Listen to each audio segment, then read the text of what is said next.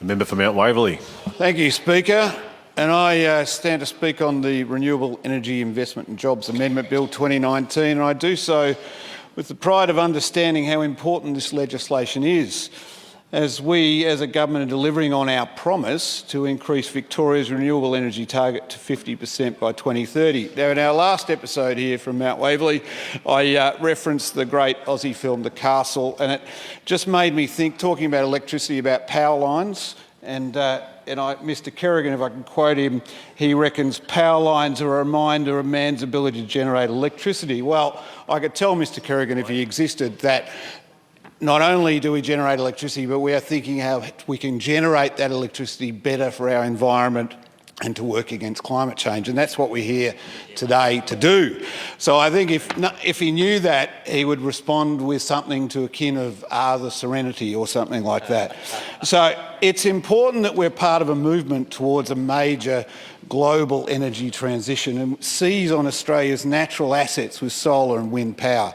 We've already seen great return from the investments made in this area, and investing in renewable energy has not only had significant benefits for our economy, but also for the environment and society as a whole. Right. And as we look forward to the future for the next generation of Victorians, we do so knowing that we're working towards a better world for them. So Victoria is a lucky state which boasts an abundance of renewable energy sources. Utilisation of those sources will result in growth in investment and employment across the state. Jobs. Put simply, jobs, and it makes sense. So the last Victorian renewable energy target set by us as a government in 2017 was a progressive yet modest 25% by 2020 and 40% by 2025. And we set the agenda through recognition of the issue and action via targets. This amendment bill follows on from our previous targets and chooses to be a little bolder than before.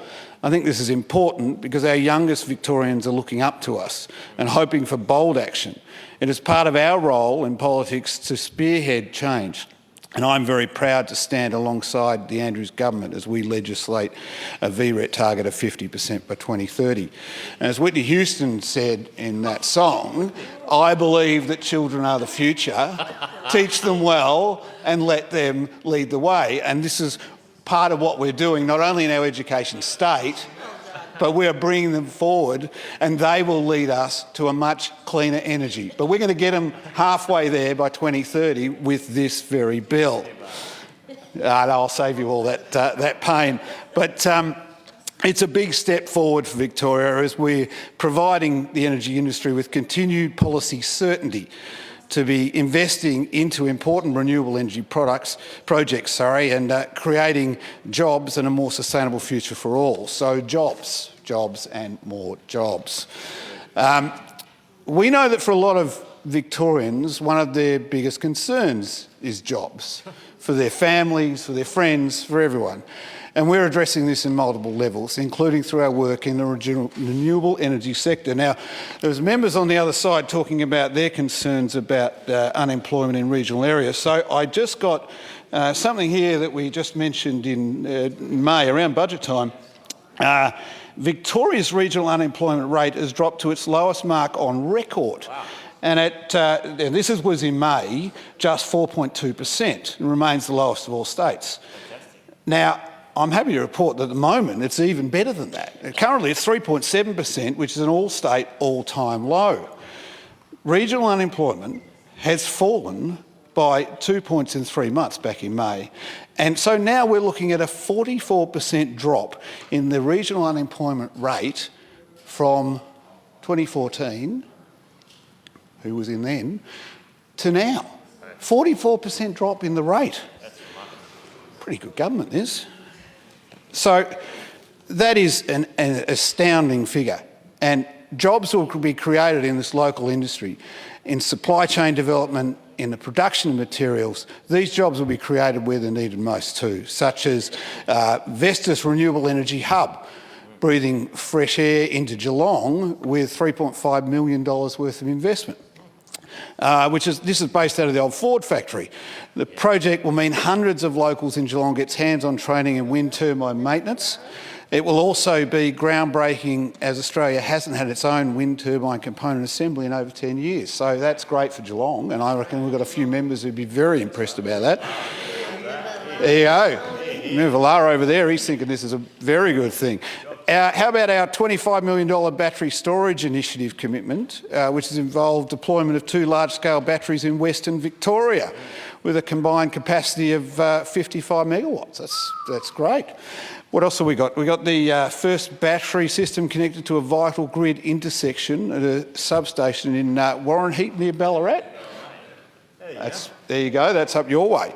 So it's all around the state and it's all around good news. Now, these batteries I was just talking about were strategically planned at the most constrained sections of our electricity network. And they've proved themselves already being operational and providing much needed backup power and grid stabilisation. The investment has just shown the forward-thinking nature of the Andrews Labor government. Yep. Now, our new VRET target is expected to increase employment in Victoria by 4,067 full-time jobs a year. And included in this is, of course, stability for the jobs already created through our previous targets, such as employees of the Victorian business Keppel Prince Thrive, with the company producing a record number of wind towers. Now, the feds have left great uncertainty in the renewable energy sector for investors and for workers in these industries after reviewing the federal renewable energy target in 2014 and 2015. And we all, I guess, remember the on-again, off-again nature of the NEG conversations of, was it late last year, and didn't that fall apart, which is very disappointing. But there you go. So, picking up the slack for the feds, the Victorian government introduced the VRET in 2016, and we've created important initiatives and made the necessary investments to ensure that our targets are not empty promises. Security for the sector means security for the jobs of Victorians.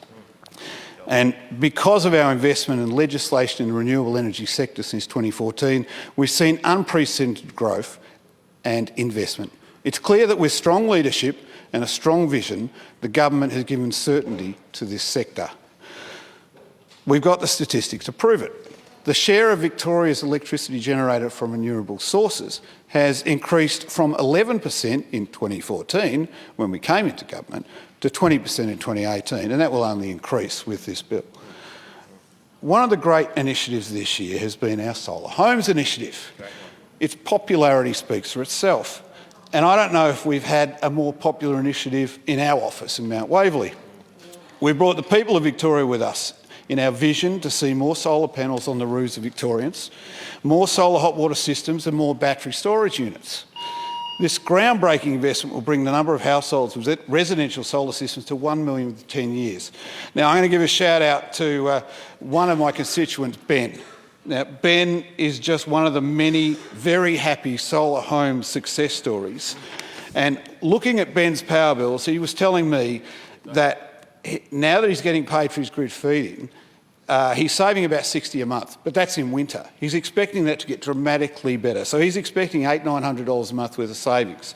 So it's going to pay for itself over the first number of years. Of course, after it's paid for itself, then he's getting his energy for nothing, pretty well. So, I mean, that is an amazing saving, and that's why this whole initiative is so popular. So, you talk to the kids in the schools, not only in my electorate, but in all of them, and whenever you do, they come up with climate change, with renewable energy, what are we doing? And I went to Avila School and sat with about 8 of the young ladies there, and that is the most popular topic they're asking me. What are we doing in this area? What are we doing with renewables? What are we doing with recycling? This is in their minds, and they'll be very glad to know that our increased renewable target of 50% by 2030 will ensure the momentum we've created in the renewable energy sector doesn't halt. So, I believe this is a time of opportunity for us all. The time to act is now, and this government is doing it. I'm proud to be standing on the right side of history, and I commend this bill to the House. Yeah.